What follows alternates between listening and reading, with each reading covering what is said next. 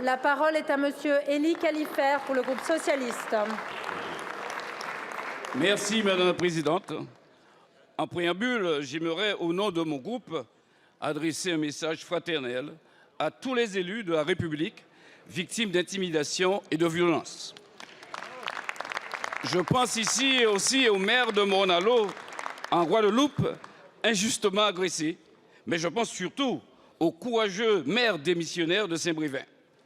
Nous le disons, face aux agressions et aux menaces, en particulier celles de l'extrême droite, nous ferons toujours front.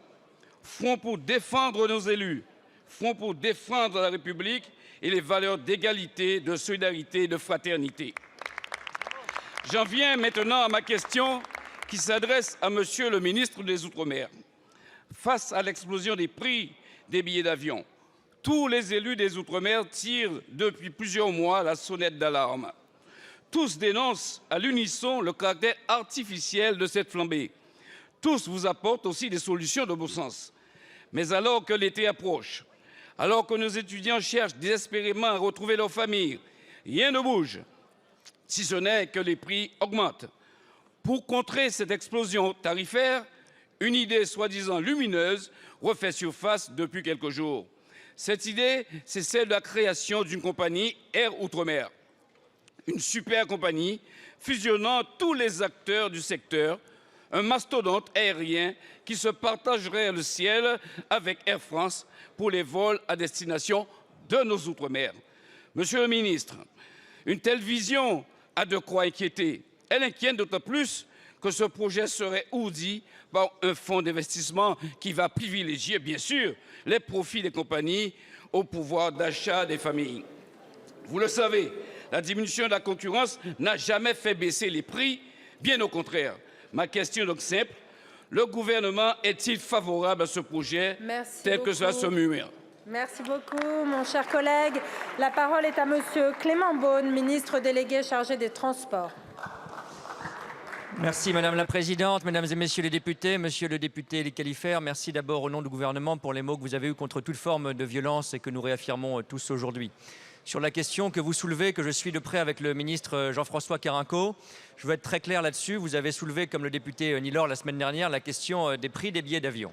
Pour revenir sur ce point extrêmement important pour la vie quotidienne, je veux d'abord vous dire que ces prix augmentent en large partie en raison de la hausse des carburants, que la hausse que nous constatons malheureusement sur les prix depuis et à destination des Outre-mer est similaire, même inférieure à la hausse que nous voyons sur tout le trafic longue distance en matière aérienne.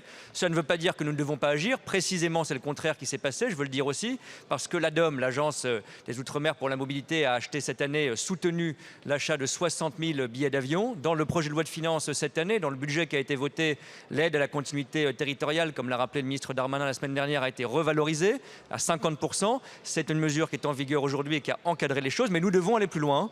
En effet, avec plusieurs leviers, vous les avez évoqués. D'abord, pour être très direct, nous devons en effet maintenir, je suis content que vous le souligniez, une concurrence importante sur les liaisons d'outre-mer. Et avec le ministre Carenco, nous travaillons à sauver des offres aériennes et des compagnies, comme l'État l'a fait d'ailleurs depuis 2020 avec des investissements importants, certainement pas à réduire la concurrence ou à avoir une forme de monopole sur les outre-mer qui ne serait, je crois, dans l'intérêt de personne. Comme nous en avons pris l'engagement avec Jean-François Carenco, avec Gérald Darmanin, nous recevrons aussi tous les élus d'outre-mer qui le souhaitent dans les prochaines semaines pour faire un point sur cette question spécifique. Et je convoquerai également les compagnies aériennes concernées pour, avant l'été, faire un point sur l'encadrement des hausses pour qu'il n'y ait pas de hausse indue ou de rente qui serait captée par des compagnies aériennes. Mais là aussi, c'est la concurrence qui nous apporte une réponse. Enfin, avec le ministre Carenco, nous lançons une refonte des aides de l'ADOM parce qu'il est très important que nous regardions comment ces aides peuvent évoluer. Je le redis, nous avons augmenté le soutien cette année. Cela a un effet important. Nous devons aller plus loin. Plusieurs élus nous ont saisis en ce sens et nous travaillerons avec vous pour ce faire, si vous êtes d'accord, dès la fin de ce mois. Merci beaucoup, monsieur le ministre. La parole est à monsieur Yannick Horry pour le groupe